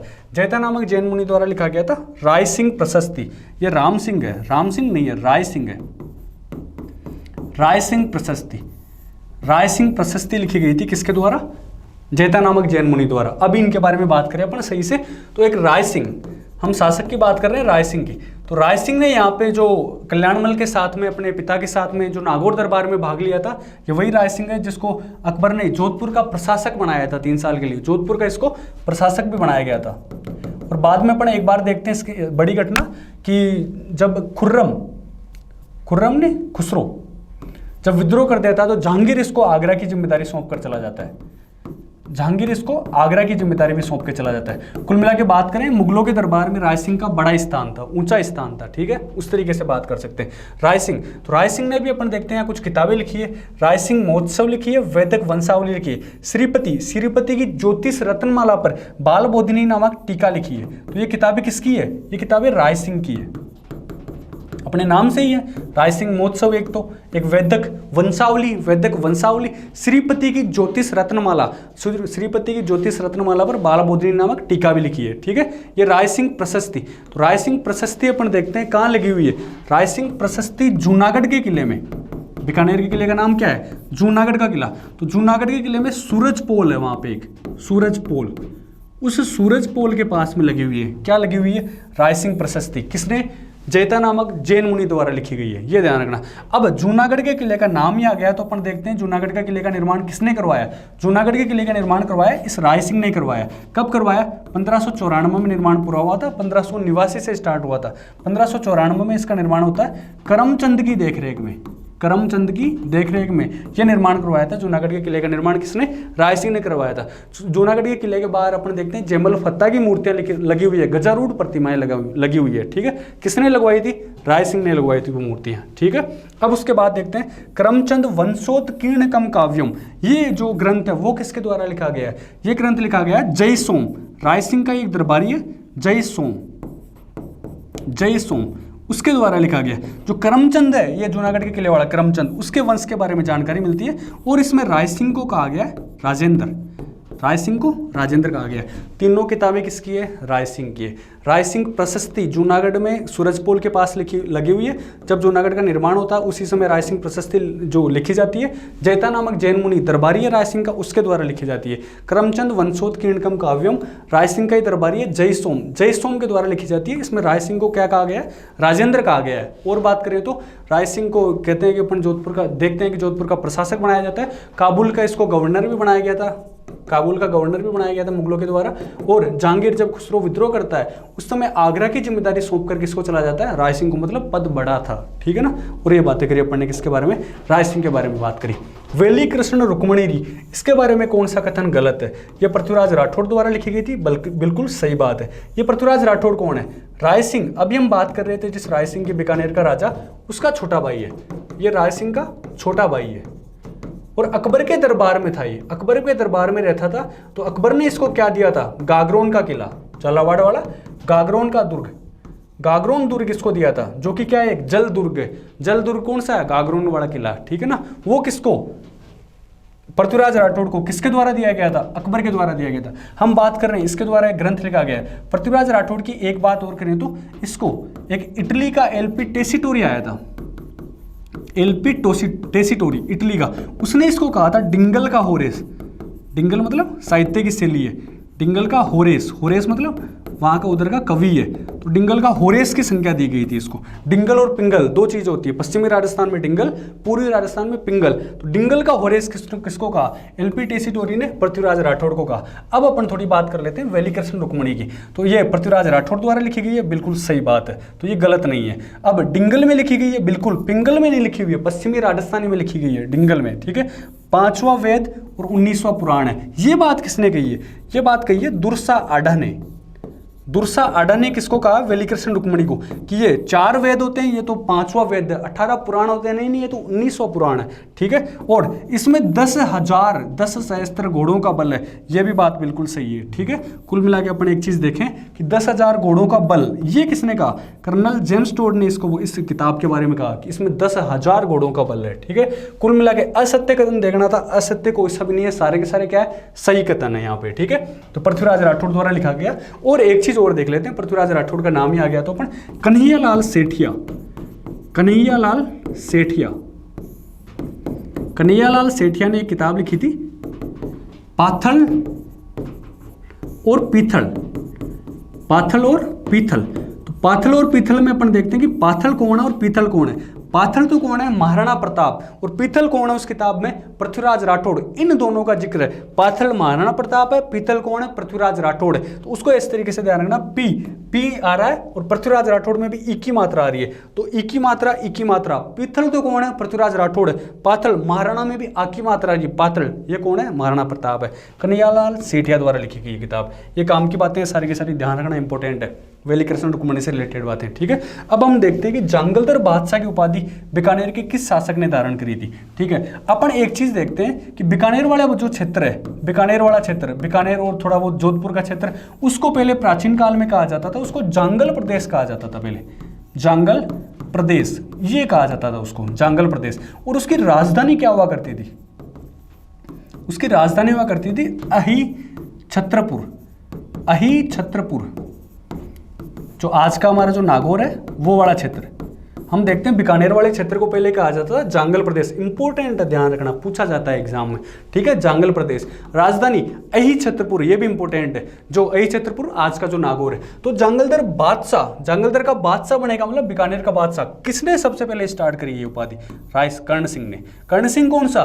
वही कर्ण सिंह जिसके टाइम मतिरे की राड़ हुई थी 1644, 1544 के 100 साल बाद में, ठीक है, कर्ण सिंह के समय। और कर्ण सिंह के बारे में एक दो बातें करें तो इन्होंने खुद ने लिखा, एक बुक लिखी इन्होंने, पुस्तक साहित्य कल्पद्रुम। साहित्य कल्पद्रुम, साहित्य कल्पद्रुम किसने लिखी है? कर्ण सिंह ने लिखी है। इनका एक दरबारी था गंगाधर मैथिल, गंगाधर मैथिल, गंगाधर मैथिल इनका दरबारी था। उसने भी कुछ लिखा है, उसने लिखा है कर्ण भूषण, कर्ण भूषण, कर्ण सिंह का दरबारी था। और एक लिखा काव्य डाकिनी, काव्य डाकिनी। कुल मिला के बात करें कर्ण सिंह के बारे में, इनको जांगलदर बादशाह की सर्वप्रथम उपाधि धारण करी इन्होंने। साहित्य कल्पद्रुम नाम का इन्होंने ग्रंथ लिखा। गंगाधर मैथिल इसका दरबारी है। कर्णभूषण और काव्य डाकिनी इन्होंने लिखा है, ठीक है। अनूप सिंह के बारे में बात करें तो अनूप सिंह ने भी एक उपाधि धारण करी है। औरंगजेब, औरंगजेब इनको दक्षिण के अभियानों में भेजता है। औरंगजेब इनको दक्षिण भारत के अभियानों में भेजता है। वहां इनके अभियानों से खुश होकर इनको एक उपाधि देता है माही भरातीव, माही भरातीव। माही मतलब धरती, भरातीव मतलब जीतने वाला, धरती को जीतने वाला। तो अनूप सिंह को औरंगजेब द्वारा दक्षिण भारत में भेजा गया, खुश होता है, वहां माही भरातीव नाम की उपाधि दी जाती है। किसको? अनूप सिंह को। तो अनूप सिंह भी अनूप पुस्तकालय बनाता है बीकानेर में, अनूप पुस्तकालय। संस्कृत के जो दुर्लभ ग्रंथ है उनका वहाँ पे संकलन करता है, और जो कुंभा के संगीत ग्रंथ है उनका भी अनुवाद वगैरह, संकलन वगैरह सब कुछ करता है वहाँ पे। अनूप पुस्तकालय बनाता है कौन? अनूप सिंह। ये सरदार सिंह बीकानेर का शासक है, इसके बारे में हम जानते हैं। 1857 की क्रांति में एकमात्र राजा जिसने अपनी रियासत से बाहर जाकर अंग्रेजों की मदद करी थी, अपनी रियासत से बाहर जाकर, रियासत से बाहर जाकर, रियासत से बाहर जाकर मदद करी थी, वो कौन है? बीकानेर का सरदार सिंह, बीकानेर का सरदार सिंह। अंग्रेज खुश होते हैं, टिब्बी जो हनुमानगढ़ वगैरह में वो 41 गांव इसको देते हैं। ये सारी बातें अपने ध्यान रखने वाली बात है। आगे चलते हैं अपन। बीकानेर का जो किला है उस किले का नाम है जूनागढ़। उसमें 33 करोड़ देवी देवताओं की जो मूर्तियां उनको इकट्ठा करके एक मंदिर बनाया गया है। किसने बनाया भाई साहब वो मंदिर? वो मंदिर बनाया भी अनूप सिंह की बात कर रहे हैं, अनूप सिंह ने वो मंदिर बनाया। अनूप सिंह ने 33 करोड़ देवी देवताओं का मंदिर बनाया। तो इस मंदिर में एक मंदिर है, खूब सारे मंदिर है, वहां पे एक मंदिर है हेरंब गणपति, एक मूर्ति वहां फेमस है, हेरंब गणपति। हेरंब गणपति क्या अलग क्या है इसमें? गणेश जी है वहां पे, गणेश जी के लिए क्या अलग है? शेर पर बैठे हैं, शेर पर सवार गणपति। ध्यान रखना इसमें इंपॉर्टेंट चीज है। क्या इंपॉर्टेंट चीज है? बीकानेर का जो जूनागढ़ किला 33 करोड़ देवी देवताओं को मंदिर है, उन मंदिरों में एक मूर्ति है, हेरंब गणपति कहते हैं उसको। हेरंब गणपति क्या है? हेरंब गणपति में जो गणपति है गणेश जी शेर पर बैठे हुए हैं, ठीक है ना। अब अपन बात करें 33 करोड़ देवी देवताओं की साड़, ये भी ध्यान रखना। 33 करोड़ देवी देवताओं को मंदिर तो कहाँ है? बीकानेर के जूनागढ़ में। साड़ कहाँ है? 33 करोड़ देवी देवताओं की साड़ है मंडोर में। मंडोर बोले तो जोधपुर, मंडोर बोले तो जोधपुर। किसने बनवाया ये जो साड़? किसने बनवाई? ये बनवाई है जोधपुर के अभय सिंह ने, जोधपुर के अभय सिंह ने, अभय सिंह ने ये बनवाई है, ठीक है। अनूप सिंह के बारे में 2-3 बातें और कर ले तो इनके काल में जो इनकी किताबें देख लेते हैं, एक दो इनकी। अनूप विवेक, अनूप विवेक, अनुपोदय, अनुपोदय, ठीक है, ये ध्यान रखना। एक अपने श्राद्ध प्रयोग चिंतामणि, ठीक है, वो एक किताब है इनके बारे में, ये दो ध्यान रखना, अनूप विवेक, अनुपोदय, ठीक है। अब एक चीज और बात कर लेते हैं अनूप सिंह के बारे में कि इनके काल में उस्ता कला फेमस हुई है बीकानेर में। उस्ता कला, ऊंट के जो खाल होती है उस पर चित्रकारी, जो कुछ अलग अलग कलाकृतियां बनाई जाती है, उस्ता कला फेमस होती है, हस्तकला है, ठीक है ना। इसके लिए जो लाहौर है, लाहौर से इन्होंने जो कुछ कलाकार बुलाए थे, अली रजा, अली रजा और रुकनुद्दीन, अली रजा और रुकनुद्दीन, इन कलाकारों को बुलाया था। किसने? अनूप सिंह के टाइम पे उस्ता कला फेमस होती है बीकानेर में, ठीक है। लाहौर से अली रजा और रुकनुद्दीन को बुलाया गया था। ये सारी बातें अपन कर चुके हैं, ठीक है। आगे चलते हैं अपन। कहाँ के शासक है? उसने बीकानेर के सूरत सिंह, बीकानेर का शासक है सूरत सिंह, उसने अटैक किया। तो उस शासक ने वहाँ पे जो गोले बनाने वाला जो मटेरियल है, जो धातु है, वो बीत गई, तो उसने चांदी के गोले दाग दिए। वो कहाँ का शासक है? वो चूरू का शासक है। चूरू का कौन है वो? शिवजी, क्या शिव सिंह बोलते हैं या शोजी सिंह, शोजी सिंह भी बोलते हैं उसको, शिव सिंह। उसने क्या किया? चांदी के गोले दागता है, लेकिन फिर भी हार जाता है। अपन बात करते हैं 1805 में। 1805 में सबसे पहले तो सूरत सिंह किस पे अटैक करता है? बठनेर पे, बठनेर पे अटैक करता है। उस दिन क्या वार था? मंगलवार था, मंगलवार था। किसका वार है? हनुमान जी का वार है, हनुमान जी का वार है। तो आज के बाद में बठनेर को जीत लिया हमने। अब बठनेर का नाम आज के बाद में क्या रहेगा? हनुमानगढ़। ये ध्यान रखने वाली बात है। उसके बाद 1814 में चूरू पे अटैक करता है। 1814 में शोजी सिंह या शिव सिंह, शोजी सिंह या शिव सिंह शासक था। और फिर अपन वहाँ पे देखते हैं उसके पास जो मटेरियल बीत जाता है, चांदी के गोले दाग देता है, लेकिन फिर भी हार जाता है अपनी रक्षा के लिए, ठीक है। तो यहाँ से ध्यान रखना है ये वाली बात। और फिर अपन देखते हैं जो सूरत सिंह है, इसने बाद में 1818 में किससे? अंग्रेजों से संधि कर ली थी। 1818 में अंग्रेजों से लगभग सारी रियासतों ने संधि कर ली थी, बीकानेर में सूरत सिंह ने करी थी। अब अपन देखते हैं जो अंग्रेजों द्वारा केसरे हिंद की उपाधि किसको दी गई है? केसरे हिंद, ठीक है। अब केसर मतलब शेर, शेर हिंद की उपाधि किसको दी गई है? जो बीकानेर का गंगा सिंह है उसको दी गई है, बीकानेर का गंगा सिंह को। क्यों? क्योंकि अपन देखते हैं 1899 में चीन में एक बॉक्सर विद्रोह हुआ था। चीन में बॉक्सर विद्रोह, चीन में जब बॉक्सर विद्रोह हुआ था, उसमें जो बीकानेर का गंगा सिंह है उसने मदद करी किसकी? अंग्रेजों की। अंग्रेजों ने कहा आप क्या उपाधि दे दी? केसर हिंद, आप शेर हिंद, हिंदुस्तान के शेर हो, ठीक है। इसी तरीके से जयपुर का राजा है राम सिंह सेकंड, जयपुर का राजा है राम सिंह सेकंड, इसने अंग्रेजों की मदद करी 1857 की क्रांति में।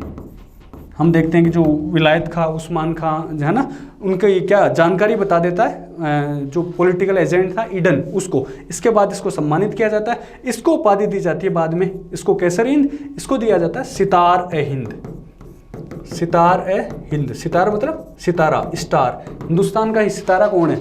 जयपुर का राम सिंह सेकंड है। और हिंदुस्तान का केसर कौन है? केसर मतलब शेर कौन है? बीकानेर का गंगा सिंह है। इसने 1899 में चीन के बॉक्सर विद्रोह में मदद करी थी इसलिए। और बीकानेर का शार्दुल सिंह, शार्दुल सिंह के बारे में जानते हैं। भारत में विलय की घोषणा करने वाला, भारत में विलय की, भारत में विलय की घोषणा करने वाला प्रथम शासक था बीकानेर का, जो शार्दुल सिंह है। एकीकरण के समय में इसका नाम देखते हैं। और सबसे अंत में किसने साइन किए थे? धौलपुर के उदयबान ने साइन किए थे। ये सारी बातें अपन ने देख ली। और रतन सिंह के बारे में अपन देखते हैं। इसके समय एक चीज देखी अपन ने, दयालदास सिडायच, उसने लिखी है बीकानेर राठौड़ारी ख्यात, बीकानेर राठौड़ारी ख्यात, बीकानेर राठौड़ारी ख्यात, बीकानेर राठौड़ारी ख्यात। ये किसके द्वारा लिखी गई है? दयालदास सिडायच, दयालदास सिडायच द्वारा। ये क्या है? ये राजस्थान की अंतिम ख्यात मानी जाती है। राजस्थान की अंतिम ख्यात। राजस्थान की पहली ख्यात किसको माना जाता है? नैनसिरी ख्यात को। राजस्थान की अंतिम ख्यात रतन सिंह के टाइम देख लेना, बीकानेर राठौड़ारी ख्यात दयालदास सिडायच द्वारा राजस्थान की अंतिम ख्यात मानी जाती है। रतन सिंह ये गया में अपने सरदारों से बोलता है कि आज के बाद में कन्या को कोई नहीं मारेगा, कन्यावध कोई नहीं करेगा, उसकी शपथ लेता है। ठीक है ना, वो काम की बातें अपने सारी इसमें देख ली।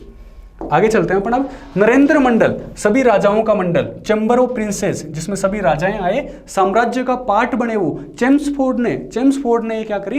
एक नई मुहिम स्टार्ट करी। तो उसकी स्थापना कब की जाती है? 1921 में उसकी स्थापना की जाती है दिल्ली में। जिसका प्रथम चांसलर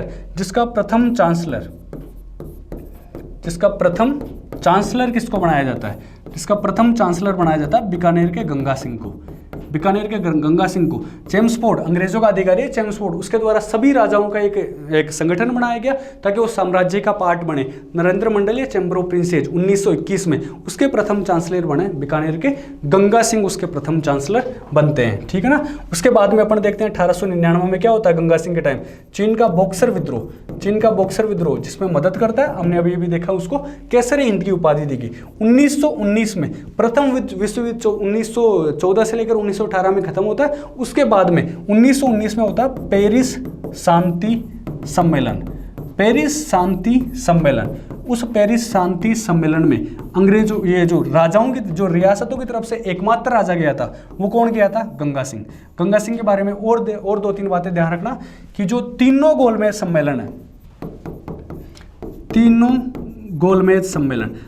गोलमेज सम्मेलन में भाग लेने वाला एकमात्र राजा। और बात करें, इसने पहला विश्व युद्ध, first world war and second world war दोनों में भाग लिया था। इसकी सेनाओं ने पहला विश्व युद्ध और दूसरा विश्व युद्ध दोनों में भाग लिया था। इसकी सेना ऊंटों की सेना थी गंगा सिंह की। ऊंटों की सेना, जिसको क्या कहा जाता था? जिसको गंगा रिसाला कहा जाता था। गंगा रिसाला कहा जाता था इसको। ठीक है। 1927 में बात करें, इसने गंग नहर का निर्माण करवाया अपने क्षेत्र में। गंग नहर, खुद के नाम से गंग नहर का निर्माण करवाया। लॉर्ड इरविन ने जिसका उद्घाटन किया था, इसलिए गंगा सिंह को कहा जाता है राजस्थान का भागीरथ कहा जाता है। राजस्थान का भागीरथ या मारवाड़ का भागीरथ। क्यों? वहां पे क्या लेके आया है? राजस्थान का भागीरथ कहा जाता है इसको, क्योंकि गंग नहर लेके आया 1927 में। ठीक है, एक चीज ध्यान रखना, लॉर्ड इरविन ने उसका उद्घाटन किया था। और फिर बात करें, इन्होंने कुछ मंदिर है जिनका वर्तमान स्वरूप इसने बनवाया था। कौन सा मंदिर? बीकानेर में जो देशनोग में मंदिर है करणी माता का, उस मंदिर का निर्माण करवाया। रामदेवरा में मंदिर है, रामदेवरा में। और एक गोगामेड़ी का मंदिर है, गोगा जी का, गोगामेड़ी, रामदेवरा जैसलमेर में, गोगामेड़ी में, हनुमानगढ़ में। तो इन तीनों मंदिर का वर्तमान स्वरूप भी किसने बनवाया है? बीकानेर के गंगा सिंह ने बनवाया। इनके पिता के नाम पर अपन देखते हैं कि वो लालगढ़ पैलेस का निर्माण करवाया था। कुल मिला के सारी बातें ध्यान रखना। पेरिस शांति सम्मेलन में भाग लेने वाला एकमात्र राजा है। तीनों गोलमेज सम्मेलन में भाग लिया इसने, दोनों विश्व युद्ध में भाग लिया इसकी सेना ने। उसको कहा जाता है गंगा रिसाला। गंग नहर का निर्माण करवाया 1927 में। राजस्थान का भागीरथ कहा जाता है इसको। प्रथम चांसलर था नरेंद्र मंडल का, 1921 में स्थापित हुआ। ठीक है। और 1899 वाले बात तो अपन देख ही चुके हैं। आगे चलते हैं। जो गंगा सिंह है उसने अपने सिक्कों पर क्या लिखवाया है? देखो, गंगा सिंह ने अपने सिक्कों पे लिखवाया विक्टोरिया इंप्रेस। ये दोस्ती लंदन, ये किसने लिखवाया? मेवाड़ का शासक था स्वरूप सिंह। उसने कहा कि दोस्ती लंदन से क्या कर रहे हैं? दोस्ती कर रहे हैं। उसने सिक्के चलवाए, उसके सिक्के देखना, स्वरूप सिंह के सिक्के ध्यान रखना, स्वरूप शाही और चांदेड़ी सिक्के।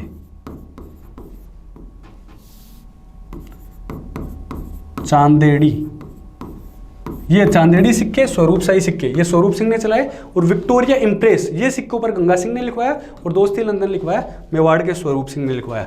आगे चले अपन, अब थोड़ा देखो बीकानेर की अपन ने बातें कर ली है सारी, थोड़ी बहुत 2-3 बातें हैं जैसलमेर की कर लेते हैं, करौली, एक 2 बातें हैं इसमें, भाटियों का आदि पुरुष। उसके पहले थोड़ी बहुत बात करें जो यदुवंश, अपन देखो यदुवंश का शासन कहाँ कहाँ था, यदुवंश का शासन कहाँ कहाँ था, यदुवंश का शासन 2 जगह था, एक था जैसलमेर में, एक था जैसलमेर में, एक था करौली में।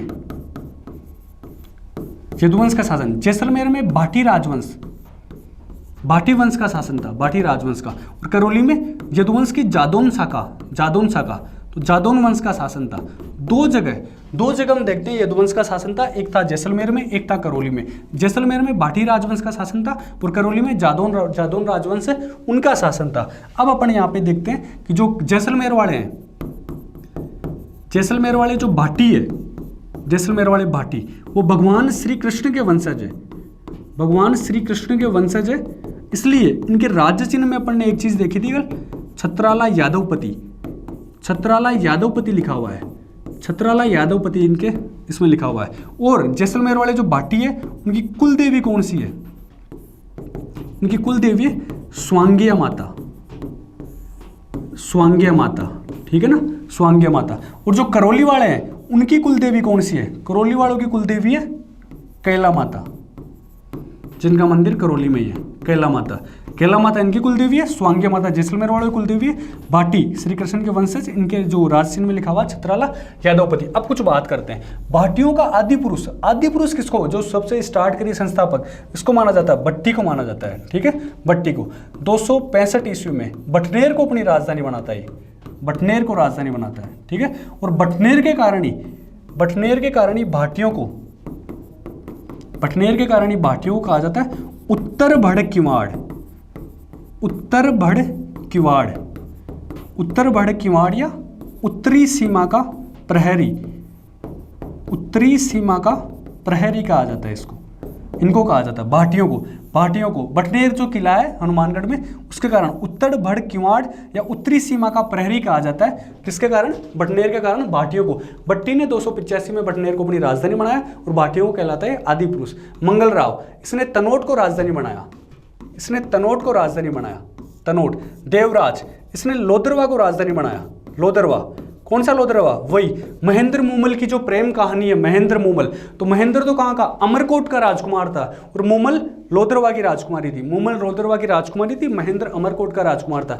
ये जैसल ने हमने देखा था 1155 में किसकी, जैसलमेर की स्थापना करी, 1155 में जैसलमेर की स्थापना करी। और फिर अपन एक चीज देखते हैं कि जैसलमेर में इसने चिड़िया जो त्रिकूट पहाड़ी है, त्रिकूट पहाड़ी पर एक किले का निर्माण करवाया। कौन सा, सोनार किला, सोनार किला। या फिर अपन देखते हैं जो जैसलमेर वाला किला है, सोनार किला, जैसलमेर वाला किला, उसको स्वर्णगिरी, सोने जैसा, स्वर्णगिरी का किला बोलते हैं। और जो जालोर वाला किला है वो सोनगिरी पहाड़ी पर स्थित है, जालोर वाला किला सोनगिरी पहाड़ी पर स्थित है, सोनगिरी, इसलिए इसको कहा जाता है सुवर्णगिरी, सुवर्णगिरी। जालोर वाला किला सुवर्णगिरी, जैसलमेर वाला किला स्वर्णगिरी या सोनगिरी का किला या सोनार का किला। ये सोनगिरी की पहाड़ी है, सोनार का किला, ठीक है। जैसल ने 1155 में जैसलमेर की स्थापना करी, त्रिकूट पहाड़ी पर ये सोनार का किला बनवाया। और देवराज के समय लोदरवा राजधानी थी, मंगल राव के समय तनोट राजधानी थी। ये अपन ने यहाँ बातें करी। इसमें आगे चलते हैं, इसमें जैसलमेर में किस आक्रमणकारी के समय शाखा हुआ। देखो जैसलमेर के लिए जाना जाता है चित्तौड़, चित्तौड़ में कितने शाखे हुए हैं, चित्तौड़ में 3 शाखे हुए हैं। जैसलमेर की बात हो रही है अभी, जैसलमेर में कितने, 2.5 शाखे हुए। ध्यान रखना इंपॉर्टेंट है, 2.5 शाखे कहाँ हुए, जैसलमेर में 2.5 शाखे होते हैं, चित्तौड़ में 3 शाखे होते हैं, जिसमें 1303 में पहला शाखा अलाउद्दीन खिलजी के टाइम में होता है। और वहां देखते हैं अपन रणथंभौर में राजस्थान का पहला शाखा होता है, रणथंभौर में राजस्थान का पहला शाखा होता है 1301 में, जब वो हमीर वहां का शासक था। अपन देखते हैं जालोर में 2 शाखे होते हैं, पहला सिवाना में होता है, सिवाना में भी मेनली 2 शाखे होते हैं, और जालोर का दूसरा शाखा 1308 में होता है। अलाउद्दीन खिलजी शासक, तो प्रथम शाखा किसके समय हुआ, जैसलमेर का प्रथम शाखा अलाउद्दीन खिलजी के टाइम पे हुआ। जैसलमेर का शासक कौन था, मूलराज शासक था, ठीक है। फिरोज तुगलक के समय होता है सेकंड, दूसरा शाखा जैसलमेर में। फिरोज तुगलक के समय शासक कौन था? शासक था दुर्जन साल या फिर मैं कहूँ दूधा, ठीक है। अमीर अली कहाँ का है? कंधार का है, कंधार का अमीर अली। और यहाँ का शासक कौन था? इस समय शाखा होता है तीसरा शाखा नहीं होता, दरअसल ये शाखा होता है अर्ध शाखा होता है, तीसरा शाखा।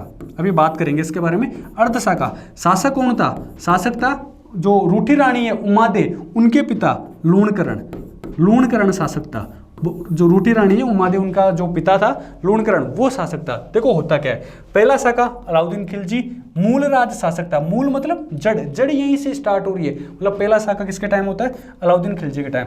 दूसरा शाखा होता है फिरोज तुगलक के टाइम, दुर्जनसाल या दूधा के टाइम। डेट इनकी कोई ज़्यादा काम की नहीं है। तीसरे शाखे की डेट ध्यान रख लेना 1550। बाकी में इनमें थोड़ा, इसमें तो कॉन्ट्राडिक्शन है, उसकी भी ज़्यादा काम की नहीं है। अमीर अली, कंधार का अमीर अली टेक करता है, अर्ध शाखा होता है। अर्ध शाखा क्यों होता है? इस समय केसरिया तो होता है पुरुषों द्वारा, शाखा मतलब जिसमें केसरिया और जोहर होता है, लेकिन महिलाओं द्वारा जोहर नहीं होता है, महिलाओं को तलवारों से ही काटा जाता है। तो केसरिया तो होता है लेकिन जोहर नहीं होता है, इसमें ध्यान रखना। इस वजह से इसको माना जाता है अर्ध शाखा। अर्ध शाखा हुआ मतलब कुछ चीज़ अलग हो गई, इसका मतलब 2.5 शाखे हो गए और यहाँ से क्वेश्चन आने के चांस बन जाते हैं। जैसलमेर में 2.5 शाखे हुए, चित्तौड़ में 3 शाखे हुए, वो देख ही चुके हैं अपन सारी बातें, तो ये अपन ने पढ़ लिया, ध्यान रखना है इनको। आगे चलते हैं अपन। जैसलमेर का शासक है जवाहर सिंह। जवाहर सिंह के बारे में गलत बात कौन सी है? आधुनिक जैसलमेर का निर्माता है, बिल्कुल सही बात है। आधुनिक जैसलमेर का निर्माता किसको माना जाता है? जवाहर सिंह को। विंडम लाइब्रेरी, जैसलमेर में विंडम लाइब्रेरी का निर्माण किसने करवाया था? जवाहर सिंह ने। डाक और तार व्यवस्था की शुरुआत जैसलमेर में किसने करवाई? जवाहर सिंह ने करवाई। और इनके समय 1946 में अपन देखते हैं सागरमल गोपा, प्रजामंडल में इनका नाम देखा था सागरमल गोपा का। तो सागरमल गोपा को जेल में यातनाएं दी गई और जिंदा जलाकर इनको मार दिया गया था। और इनकी मौत की जो जांच के लिए, इनकी मृत्यु की जांच के लिए गोपाल स्वरूप पाठक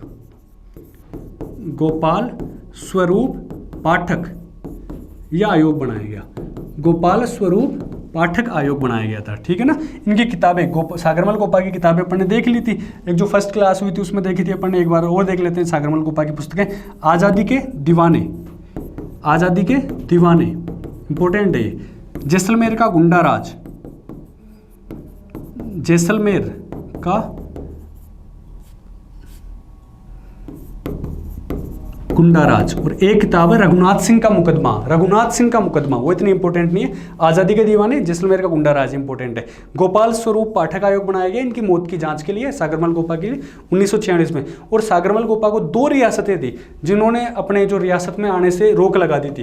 पहली रियासत जहाँ ये जैसलमेर थी एक बार उस दौरान, और एक रियासत थी हैदराबाद। इन्होंने रोक लगा दी थी इनके प्रवेश पर, ठीक है। ये बात करिए अपन ने इसके बारे में, इनके बारे में। जैसलमेर के बारे में बात कर ली, करौली के बारे में 1-2 बातें वो अपन कर लेते हैं। करौली में अपन देख ही चुके हैं, करौली के केला माता कुल देवी है। और जादौन राजवंश की,